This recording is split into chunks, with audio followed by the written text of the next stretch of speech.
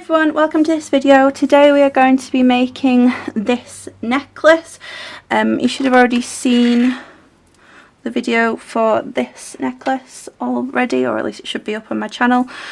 Very similar, same part, like beginning of the technique, and we just basically the way we've added beads is different. Everything else is the same.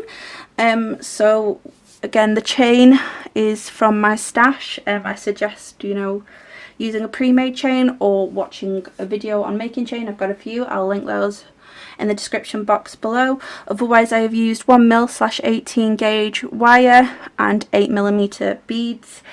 I think that's everything. Yeah, so if you're interested in seeing how I made this, then keep on watching.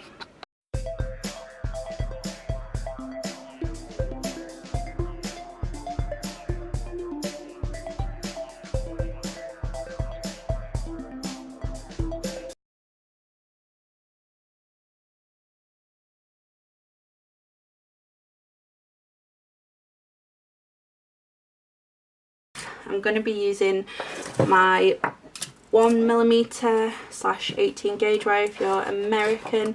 I've actually realised, I looked at my analytics and I have a lot of American viewers, so thank you very much, Americans. Lovely to see you all. Tell me where you come from in the world, actually, guys. I'd love to know. Like, I don't know a lot about America, I won't lie, but I know there's all those different states, and you know, there's loads of places within that, and I think, is it certain states like as big as my entire country? So yeah, comment below where you're from, tell me about yourself. Yeah, so what we're going to do is, you can do this off the reel or not, you can cut a length if you want. Basically the whole point is that we're just going to loop this around. I'm just going to unravel this a bit and put it over there and wrap.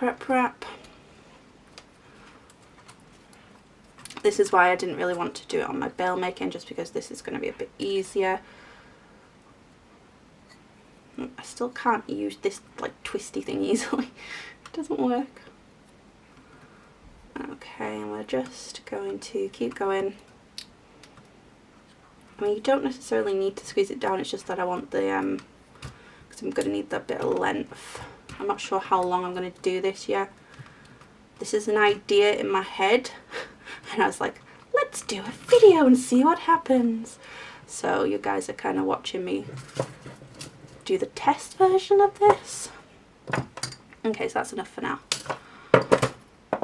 And we're just going to come out. Alright, so we've used this tool and then I'm going to pull. Oh, actually, you know what? I don't think I even need to use this. Scrap that, guys. I still suggest getting this tool, but you don't need to. Okay? So now we have got some thicker spaces, and this is where we're going to add in beads, basically. So we're going to be using our thinner weaving wire and then round beads of any type.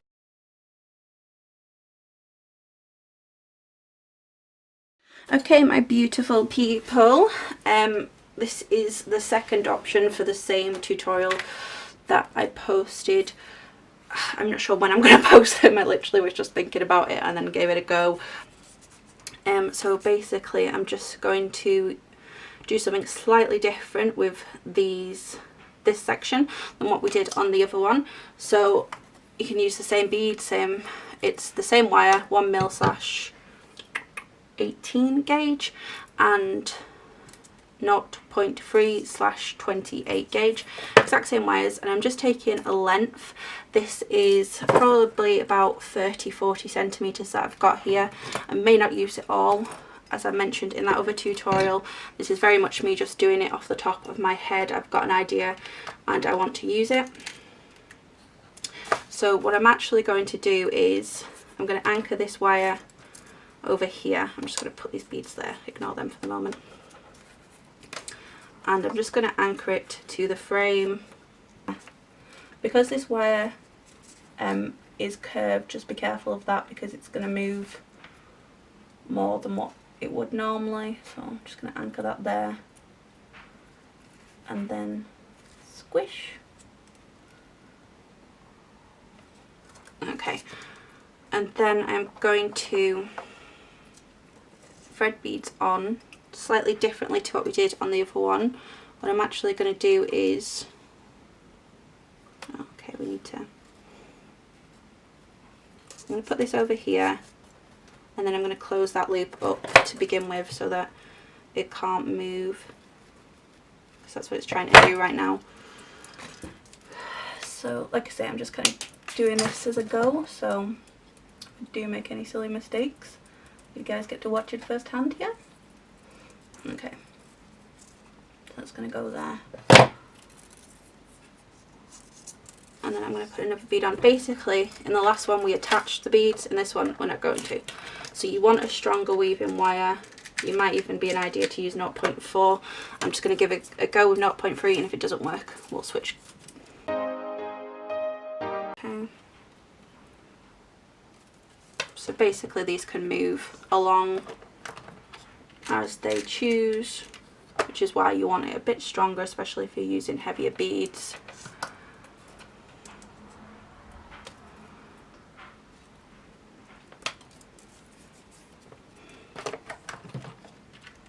And you want them to sit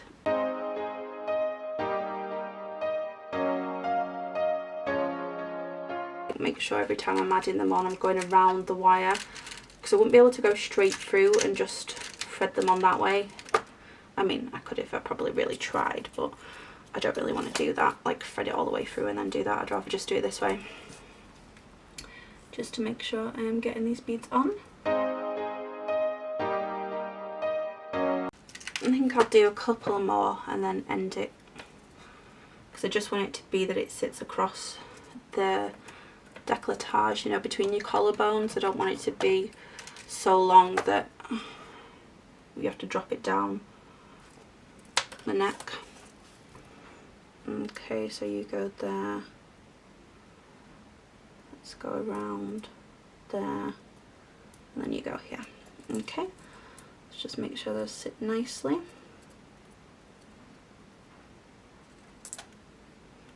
Actually, okay, I'll add another bead here so that we don't have to fight the wire. Okay, and then we're sitting here, so we're just going to wrap it here. And if you did want to strengthen this up, you know, you could go back through each bead, you know, give it a little bit more security. So let's just push that here, and what do we do? Yeah, let's cut this off here.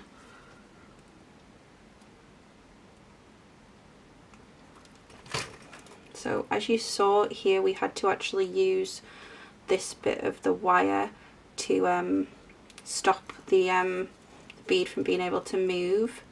So I think I'm going to have to do the same thing here. Then I'm going to have to push this, you know, onto it. Let's go like that there. Cut it there, and then close it like a jump ring.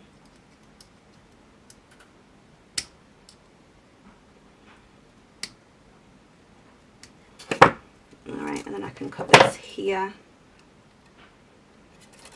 Okay, so then they're not going to go anywhere. The beads are set in place. I'm actually tempted to pull that bit a bit over as well.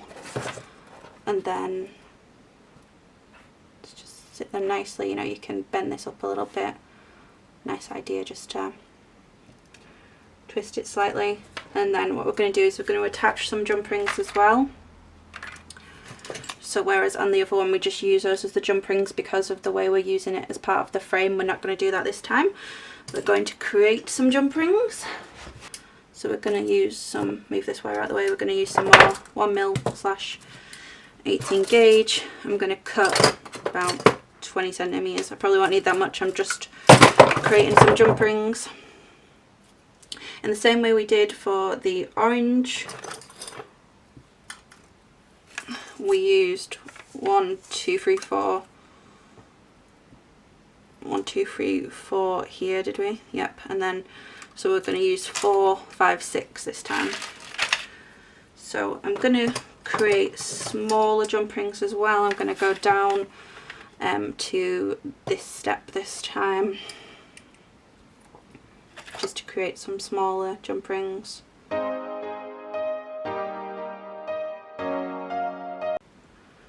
Do this. It doesn't matter if they don't sit exactly next to each other because you need a bit of space for when you're cutting them. So I've probably got 4 there, so the more you cut, the more you need, because you end up having to cut a bit off each time. So just be aware of that. I'm just going to pull this here, cut it on the flush side, go in on the other side, turn it the opposite way. You want it to be next to it, as close as you can. Cut. So then we've got 1 jump ring. Go back to that same side and twist the pliers around, so then again you're creating that flat edge there, and then go to the opposite side so that you're creating it there. Oops. And then again.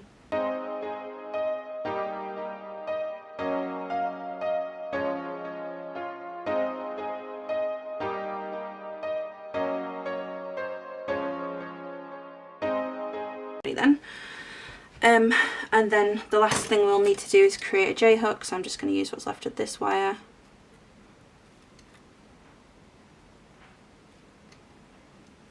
J-hooks are just really simple, that's why I like to use them. Just doing this one a bit smaller than the first one we did, just because I'm literally using what I have left.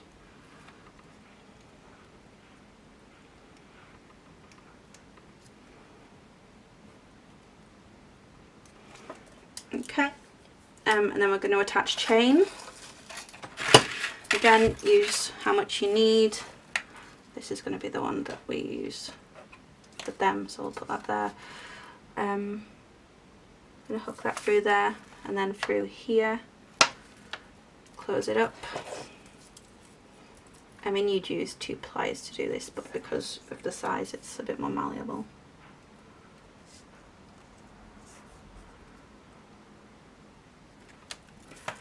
Okay, and then cut however much you need. I'm just going to go with this size for this one.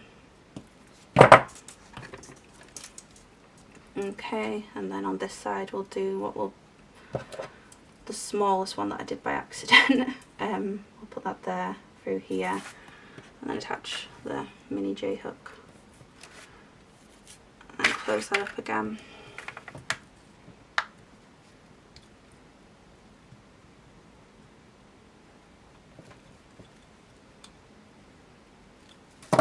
Okay, and then on the other side we'll take a length of chain. You kind of want to go for about the same length. I'm literally just going to hold it to it.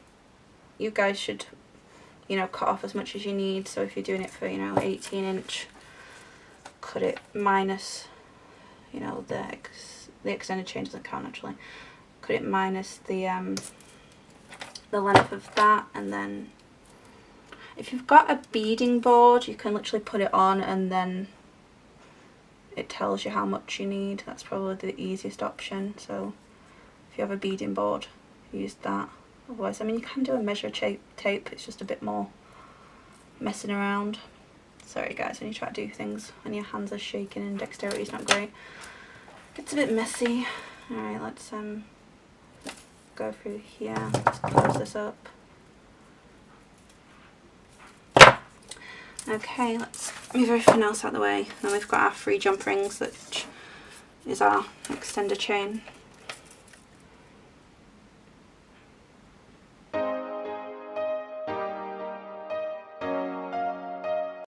Close your jump rings properly.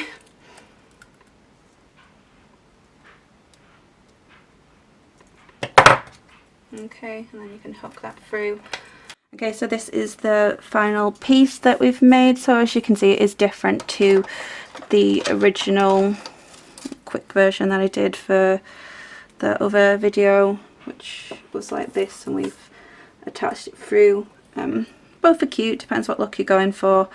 I think I probably prefer this one personally, but it's whatever you're interested in. So if you've liked this video, please give it a big thumbs up, and if you could hit that subscribe button to help support me, that would be amazing.